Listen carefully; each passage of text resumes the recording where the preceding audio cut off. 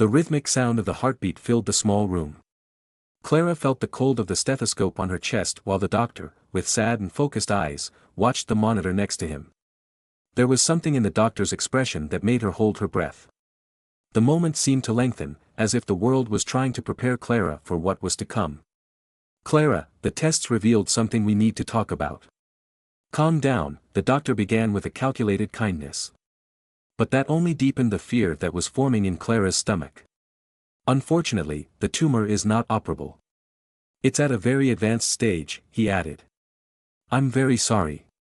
The doctor's words floated in the air, penetrating slowly into her mind like sharp blades, too painful to process all at once. Clara remained immobile, the shock preventing any reaction. Her lips tried to form a question, but her throat was dry, and her heart ached. The doctor continued speaking hurriedly, explaining about palliative care that could help maintain her quality of life, but Clara no longer heard anything. The only word that echoed in her head was terminal. When she finally left the office, the sunlight momentarily blinded her. She found herself wishing the brightness of the day would erase the darkness she now felt inside. As she looked at her phone, she saw a message from Lucas: "Love, don't forget our dinner today. I can't wait to see you." Her heart sank. How could she tell Lucas that their days together were numbered? How could she look him in the eyes and explain that each moment from now on would be a farewell? Clara felt the tears burning in her eyes, but instead of giving in, she made a decision that would change everything. Lucas didn't need to know. She wanted to enjoy every second they had left, without the shadow of death looming over them. With a heavy heart but determination, Clara put her phone away, held her head high, and moved forward. She would make those days the most memorable of their lives. In the days that followed, Clara immersed herself in the illusion of normalcy. Her encounters with Lucas became carefully planned moments, designed to maximize joy and hide the signs of her illness. She led him to his favorite spots, where they spent hours chatting about everything except the future. They walked through the city parks, feeling the gentle breeze that brought with it a fleeting sense of freedom. But as Clara tried to control the course of events, her body began to betray her. The first time she felt weakness in her legs, she hid her panic with a smile, holding Lucas's arm tighter and saying it was just the heat. He didn't suspect anything and accepted her excuses with the same love and attention he always showed. Clara knew she couldn't allow those moments of weakness to continue, but every time she felt chest pain or sudden exhaustion, she just tried to downplay it. However, Lucas was not blind. He noticed the small signs: the slight tremor in her hands when she held a cup of coffee, the dark circles under her eyes that makeup couldn't hide, and the absence of any future plans. He knew her well enough to sense something wasn't right. One night, as they sat on the balcony of Clara's apartment, Lucas looked at her long and hard, his eyes searching her face for answers. "Clara, are you okay? You've been different, distant," he said softly, genuine concern in his voice. She felt a lump form in her throat but quickly forced a smile. "I'm just tired. Work has been consuming me, that's all." He pulled her close, running his fingers through her hair, and sighed. "You know you can tell me anything, right?" She closed her eyes, enjoying the warmth of his embrace. For a brief moment, she almost gave in. She almost told him everything. But the fear of seeing pain in his eyes was too strong, so she just nodded. "I know." That night, while Clara slept beside him, Lucas stayed awake, watching her under the soft moonlight streaming through the window. He knew that every moment with her was beautiful, but the guilt and the weight of her secret were beginning to drown her.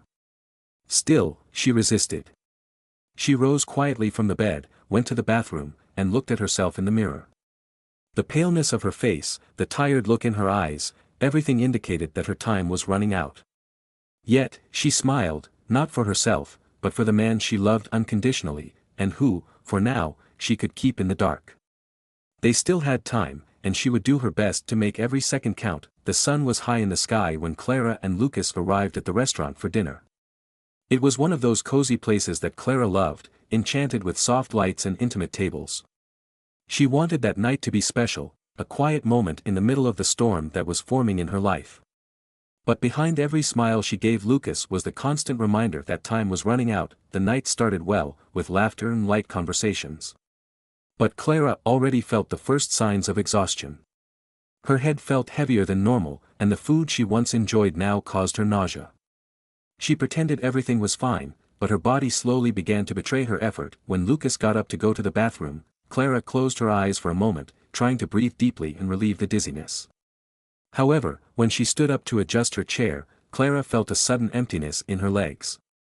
Extreme weakness took hold of her body, and the last thing she saw was the horrified expressions of the other customers in the restaurant as everything around her went dark. When the lights came back on, the hospital's glare invaded her eyes, and the familiar smell of disinfectant enveloped her.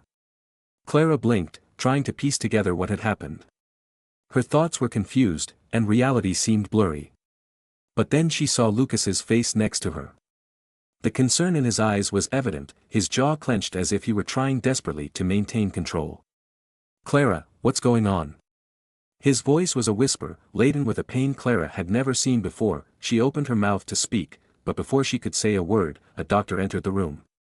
"Lucas, can we talk outside, please?" The doctor made a subtle gesture, as if he knew something serious needed to be discussed. Clara watched in silence as Lucas reluctantly followed the doctor outside. Panic rose in her chest. In the hallway, Lucas finally learned the truth. She has terminal cancer. There isn't much we can do beyond palliative care, the doctor explained. I imagine she hasn't told you. The doctor's last words sounded distant, as if Lucas's world were collapsing around him. He leaned against the wall, trying to breathe. How could Clara have hidden something so important from him? When Lucas returned to the room, he knew the secret had been revealed. He saw in Clara's eyes a mixture of guilt, pain, and sadness. The silence in the room was suffocating. Lucas stood next to the bed, his fists clenched, while Clara weakly looked at him. Why? His voice finally broke the silence, and Clara shuddered at the pain in his tone. Why didn't you tell me? Clara took a deep breath, searching for the right words, but she knew no justification would make the pain disappear. I wanted to protect you, Lucas. I wanted us to have our last moments together without that shadow hanging over us. I didn't want you to live waiting for the end, she said, her voice trembling that he shook his head in disbelief. You protected me. Is that what you think this is? You kept me away. You left me in the dark while everything was falling apart. Clara swallowed hard, feeling the weight of every word. Lucas was right. She had chosen a path motivated by love but had also been selfish. She reached out her hand, hoping he would take it, but Lucas hesitated, looking down. I just wanted you to be happy, so you wouldn't have to suffer before it was necessary, she whispered, tears streaming down her face. Lucas finally sat down next to her, gently taking her hand. Though his expression still showed pain, he said, I love you, Clara. But love is also about facing things together, not hiding them. The two sat in silence for a long time, breathing together, their fingers intertwined in a gesture of silent reconciliation. Lucas knew there was no time for anger anymore. Though he was still hurt, he knew his love for Clara was greater than any feeling of betrayal. He just wanted to be with her in her final days, without any more secrets. Clara looked at him with gratitude, knowing that, although the weight of her secret had been lifted, they could now truly spend their remaining time together. The end was near, but finally, they were ready to face it side by side. The days that followed were calm but heavy with unspoken pain. Clara and Lucas spent most of their time in the hospital, where she was now receiving palliative care. The hospital environment, once gloomy for both of them, had transformed into a space where reality was ever present. Every gesture, every word exchanged, was like an unspoken goodbye, a last attempt to prolong the inevitable. Lucas was always by her side, holding her hand, reading to her, or simply sitting in silence, cherishing every second. Time seemed suspended, as if the clock that had scared Clara so much had finally slowed down. Now, together and aware of the reality, they found peace in their connection. I'm so sorry I kept this from you, Clara murmured in a moment of weakness. Her voice was barely a whisper, her eyes were tired but full of love and regret. I know, Clara replied.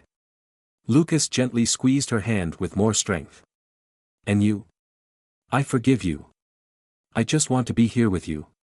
They looked at each other, and that look said more than words could express. There was a silent acceptance, a mutual understanding that there was no longer a need for apologies or regrets. Their love had overcome the pain, the anger, and the fear. That night, while the full moon illuminated the hospital room with a soft light, Clara smiled for the last time at Lucas. He leaned down, kissed her forehead, and whispered, "I love you, Clara. Always." Her eyes closed slowly, as if entering a deep dream. Lucas felt her hand loosen its grip. The room was silent, and Clara's breathing ceased, leaving Lucas alone with the deepest pain he had ever felt. But as he looked at Clara's serene face, he knew that she was at peace. Somehow, that comforted him. He had lost the love of his life, but the final moments they had shared, painful as they were a gift he would carry with him always. A few weeks passed since Clara's funeral. Lucas still felt her absence in all aspects of his life, but little by little, he began to find ways to honor Clara's legacy. He thought of her every day, in every decision he made, and with every step he took. The love they shared had not disappeared with her death. On the contrary, it had become a transformative force in his life. Lucas began visiting the places Clara loved, cafes, parks, and hidden corners of the city that now seemed impregnated with her presence. On one of those walks, he sat on a park bench where they used to walk together and felt a quiet peace he hadn't experienced since Clara's death. Under the blue sky, he made a promise to himself. He would live his life with the same intensity and love that Clara had shown until the end. He knew she would never have wanted him to remain trapped in pain, but to find happiness again. In that moment, Lucas understood that true love does not end with death. It transcends time, distance, and loss. Clara might be gone, but the impact she had on his life and the strength of her love would remain forever. With his heart full of memories and gratitude, Lucas stood up, looking toward the horizon. The future was uncertain, but he was ready to live it, taking Clara with him in every step, every decision, and every new day. If you like exciting stories, subscribe to our channel, and we'll see you in the next video.